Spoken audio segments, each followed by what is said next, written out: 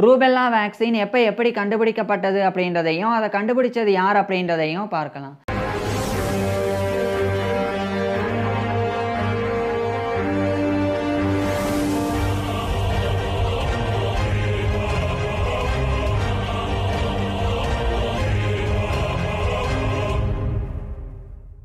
கடந்த காலங்களில் ரூபெல்லானால வருடம் உலகம் முழுவதிலும் வாழ்ந்து வந்த மில்லியன் கணக்கான மனிதர்கள் பாதிக்கப்பட்டாங்க. ரூபெல்லா ஒரு கண்டேஜியஸ் வைரல் இன்ஃபெக்ஷன்.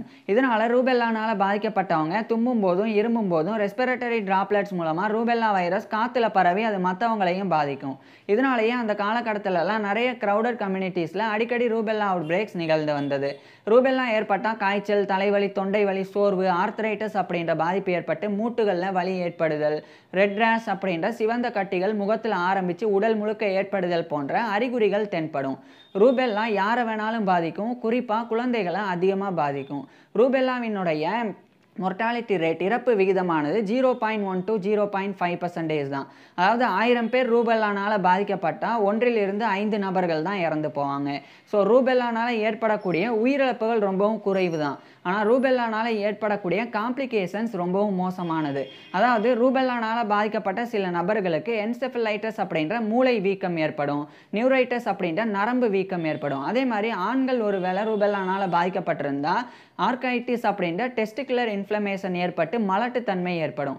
அதே சமயம் கர்ப்பிணி பெண்கள் ரூபெல்லானால் பாதிக்கப்பட்டிருந்தால் மிஸ்கேரேஜும் ஸ்டில்பெர்த்தும் அடிக்கடி ஏற்படும். அதாவது கர்ப்பிணி பெண்களுக்கு கருச்சிதைவு ஏற்படும் அல்லது குழந்தை பிறக்கும்போது இறந்து பிறக்கும். இந்த மாதிரி பாதிப்புகள் ஏற்படும். அது மட்டும் இல்லாமல் சிஆர்எஸ் அப்படின்ற கஞ்சனிட்டல் ரூபெல்லா சிண்ட்ரோம் இது அந்த கர்ப்பிணி பெண்களினுடைய குழந்தைகளுக்கு ஏற்படும். அதாவது ஒரு கர்ப்பிணி பெண்ணுக்கு அவங்க கர்ப்பமாக இருக்கும்போது ரூபெல்லா ஏற்படுது அப்படின்னா அந்த பெண்ணினுடைய பிளசண்டா நஞ்சுக்கொடி வழியாக அந்த குழந்தைக்கு, அந்த கருவில் இருக்கக்கூடிய குழந்தைக்கு இந்த ரூபெல்லா பாதிப்பு ஏற்படும். அந்த பாதிப்பு மூலமாக அந்த கருவில் இருந்து அந்த குழந்தை பிறக்கும்போது இந்த கஞ்சனிட்டல் ரூபெல்லா சிண்ட்ரோம் சிஆர்எஸ் அப்படின்ற பாதிப்போட பிறக்கும். இந்த சிஆர்எஸ் அப்படின்ற பாதிப்போட பிறந்தால் அந்த குழந்தைகளுக்கு சில குழந்தைகளுக்கு காது கேளாமை ஏற்படும். சில குழந்தைகள் பார்வையை இழந்துருவாங்க. அதே மாதிரி சில குழந்தைகளுக்கு ஹார்ட்ல இதயத்தில் பாதிப்பு இருக்கும். சில குழந்தைகளினுடைய வளர்ச்சி பாதிப்பு ஏற்படும், வளர்ச்சியில் பாதிப்பு ஏற்படும்.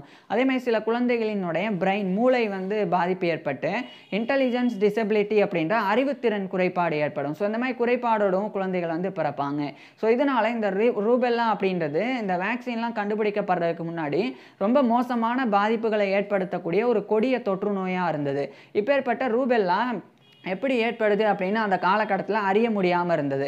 அப்போ தான் 1941 ஆஸ்திரேலியாவை சேர்ந்த ஒரு ஆப்தமாலஜிஸ்ட், ஒரு கண் மருத்துவரான நோர்மன் மெக்காலிஸ்டர் கிரெக் அப்படின்றவர் தான் ரூபெல்லா ஏற்படுறதுக்கு வைரஸ் காரணமாக இருக்கலாம் அப்படின்னு சஜஸ்ட் பண்ணாங்க. அதுக்கப்புறம் ரூபெல்லாவை ஏற்படுத்தக்கூடிய வைரஸ் எது அப்படின்னு சொல்லி அதை டிஸ்கவர் பண்ணுறதுக்கு உண்டான முயற்சியில் நிறைய விஞ்ஞானிகள் ஈடுபட்டு வந்தாங்க. இது 1941 சஜஸ்ட் பண்ணப்பட்டிருந்தாலும் கிட்டத்தட்ட 2 தசாப்தங்களுக்கு பிறகு 1962 யுனைடெட் ஸ்டேட்ஸில் இருக்கிற மேரிலாண்டோடைய சில்வர் ஸ்ப்ரிங்கில் இருக்கக்கூடிய ஒரு முக்கியமான ஒரு இடம், அது Walter Reed Army Institute of Research. அங்கே பால் டக்ளஸ் பார்க்மேன் அப்படின்ற ஒரு நபர், அவர் அவருடைய கொலீக்ஸ் கூட சேர்ந்து ரூபெல்லா வைரஸை கண்டறியறதுக்குண்டான முயற்சியில் ஈடுபட்டு வந்தாங்க. இவருடைய கொலீக்ஸில் ரொம்ப முக்கியமான நபர் ஹாரி எம் மயர் ஜூனியர் அப்படின்ற விஞ்ஞானி. ஸோ அவரை இணைச்சிக்கிட்டு இந்த பால் பார்க்மேன் அப்படின்றவர் ரூபெல்லா வைரஸை கண்டறியறதுக்குண்டான ரிசர்ச்சில் ஈடுபட்டு வந்தாங்க. அப்போ அவர் அங்கே ஒர்க் பண்ணிட்டு இருக்கும்போதே அதுக்கப்புறம் 1963 அந்த மேரிலாண்டில் இருக்கிற சில்வர் ஸ்ப்ரிங்லேருந்து அதே மேரிலாண்டில் இருக்கிற பெத்தஸ்டாக அவர் போயிடுறாங்க. அங்கே போய் National Institute of Health NIH அவங்க தரப்பிலிருந்து இவர் ரிசர்ச் பண்ண ஆரம்பிக்கிறாங்க. குறிப்பாக Center for Biologic Evaluation and Research அந்த ஒரு சென்டர் தரப்பிலிருந்து இவர் ரிசர்ச்லாம் பண்ணாங்க. அப்போ இவர் இன்ஃபெக்ட் ஆகியிருந்த, அதாவது ரூபெல்லானால பாதிக்கப்பட்டவங்களினுடைய த்ரோட் ஸ்வாப்ஸில் இருந்து சில கிருமிகளை இவர் எடுத்தாங்க. அதுக்கப்புறம் அதை லேபரேட்டரி செட்டிங்கில் வளர்க்கவும் செஞ்சாங்க. இதே சமயம் இதே காலகட்டத்தில் யுனைடெட் ஸ்டேட்ஸில் இருக்கிற பென்சில்வேனியாவுடைய ஃபிலடெல்ஃபியாவில் இருக்கிற வி ஸ்டார் இன்ஸ்டிடியூட் அங்கே வந்து ஸ்டான்லி ஆலன் பிளாட்கின் அப்படின்னு சொல்லி ஒரு அமெரிக்கன் ஃபிசிஷியன், அமெரிக்காவை சேர்ந்த ஒரு மருத்துவர், அவர் வந்து இதே மாதிரி ரிசர்ச் வந்து பண்ணாங்க. அந்த பால் பார்க்மேனும் வந்து அமெரிக்காவை சேர்ந்த மருத்துவரும் விஞ்ஞானியும் தான் அவரும் கூட. ஸோ அதே மாதிரி இந்த ஸ்டான்லி பிளாட்கின் இவர் வந்து தொடர்ந்து வந்து இதே மாதிரி ரூபெல்லா வைரஸை கண்டறியக்கூடிய ரிசர்ச்சில் ஈடுபட்டாங்க. இவர் வந்து ரூபெல்லானால பாதிக்கப்பட்டவங்களுடைய பிளட் சாம்பிள்ஸை வச்சு ரிசர்ச் பண்ணாங்க. அதுக்கப்புறம் 2 பேருமே வந்து தனித்தனியாகவே ரூபெல்லா வைரஸை வந்து ஐசோலேட் பண்ணாங்க. அதாவது ஒரு வைரஸ் இருக்குது, அந்த வைரஸ் தான் வந்து ரூபெல்லாவை ஏற்படுத்துது அப்படின்னு 2 பேரும் கண்டறிஞ்சாங்க. அது மட்டும் இல்லாமல் அந்த ரூபெல்லா வைரஸினுடைய நேச்சர், தன்மை என்ன, அதனுடைய கட்டமைப்பு எப்படி இருக்குது, அதனுடைய ரெப்ளிகேஷன் எப்படி இருக்குது அப்படின்னு குறித்தெல்லாம் தொடர்ந்து ரிசர்ச் பண்ணாங்க. அதுக்கப்புறம் இதுக்குண்டான வேக்சின் கண்டுபிடிக்கணும் அப்படின்னு அவங்க வந்து முடிவு பண்ணாங்க. பொதுவாக இதை வந்து அட்டெனுவேஷன் ப்ராசஸ் மூலமாக வேக்சின் கண்டுபிடிக்கணும் அப்படின்னு நினச்சாங்க. அதாவது அட்டெனுவேட்டட் வீக்கன் வைரஸ், அதாவது இப்போ ஒரு வைரஸ் தீவிரமாக இருக்குது அப்படின்னா அது வந்து ஒரு நபரினுடைய உடலுக்குள்ளே போகும்போது உடனடியாக பல பாதிப்புகளை வந்து அது வந்து ஏற்படுத்தும். அதே சமயம் அந்த நபரினுடைய இம்யூன் சிஸ்டம் வந்து அந்த வைரஸுக்கு எதிராக போராடவும் ஆரம்பிக்கும். ஆனால் வைரஸோடைய தீவிரம் அதிகமாக இருக்கிறனால அந்த வைரஸ் வந்து எப்படி செயல்படும் அப்படின்னு நம்மளுடைய இம்யூன் சிஸ்டம் வந்து தெரிஞ்சுக்கிறதுக்கு முன்னாடி அது பல பாதிப்புகளை வந்து ஏற்படுத்தும், ஈவன் உயிரிழப்பை கூட ஏற்படுத்திடும். ஸோ அதனால வைரஸை வந்து வீக்கன் பண்ணணும்.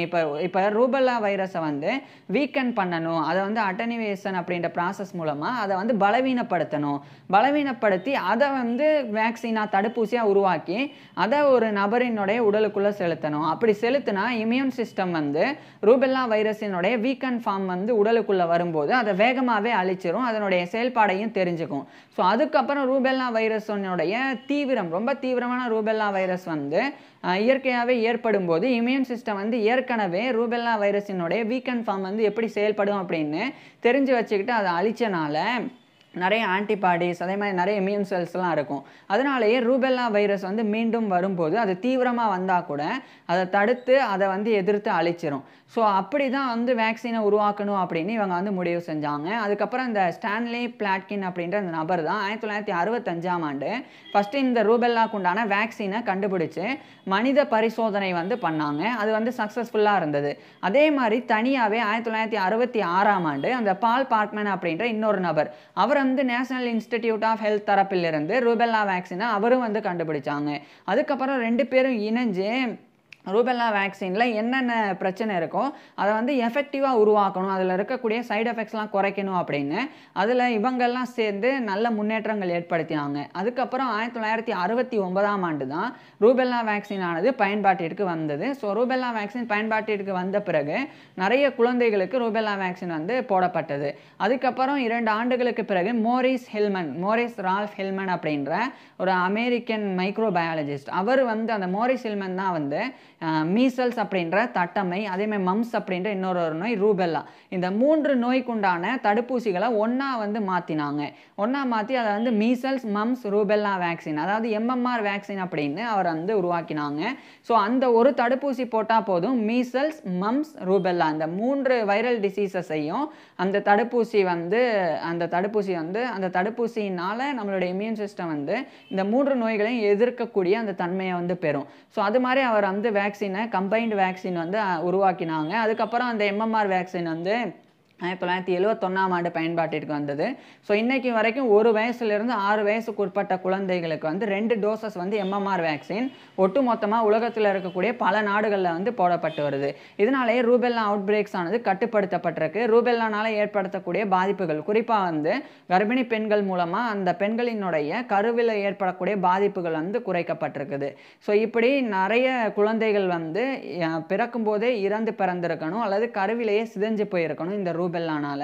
ஆனால் இந்த விஷயம் நடக்காமல் இருந்ததுக்கு ரூபெல்லா வேக்சின் கண்டுபிடிக்கப்பட்டது தான் முக்கியமான காரணம். ஸோ அந்த ரூபெல்லா வேக்சின் கண்டுபிடிக்கப்படுறதுக்கு, டெவலப் ஆகிறதுக்கு முக்கியமான காரணமாக பால் பார்க்மேன், அதே மாதிரி ஸ்டான்லி பிளாட்கின் இவங்க 2 பேர் இருந்தாங்க.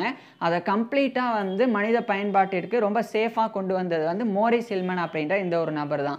ஸோ இந்த மோரிஸ் ஹில்மன் வந்து எங்கே எப்போ பிறந்தாங்க, எப்படி வாழ்ந்தாங்க, எப்படி இந்த சாதனைகள்லாம் பண்ணாங்க அப்படின்றத பற்றி ஃபுல்லாக நான் டீட்டெயிலாக பேசியிருக்கிறேன். ஸோ மோரிஸ் ஹில்மனுடைய ஃபுல் லைஃப் ஹிஸ்ட்ரி பார்க்கணும் அப்படின்னா கீழே டிஸ்கிரிப்ஷனில் லிங்க் கொடுத்துருக்குறேன், போய் பாருங்கள். இல்லைனா டிஸ்பிளேவை டச் பண்ணுங்கள், நேராக மோரிஸ் ஹில்மனுடைய ஃபுல் லைஃப் ஹிஸ்ட்ரி அந்த வீடியோக்கே வந்து போயிடலாம். ஸோ ரூபெல்லா வேக்சின் இப்படி தான் கண்டுபிடிக்கப்பட்டது. அது 1965 கண்டுபிடிக்கப்பட்டு 1971 முழுமையான பயன்பாட்டிற்கு வந்தது.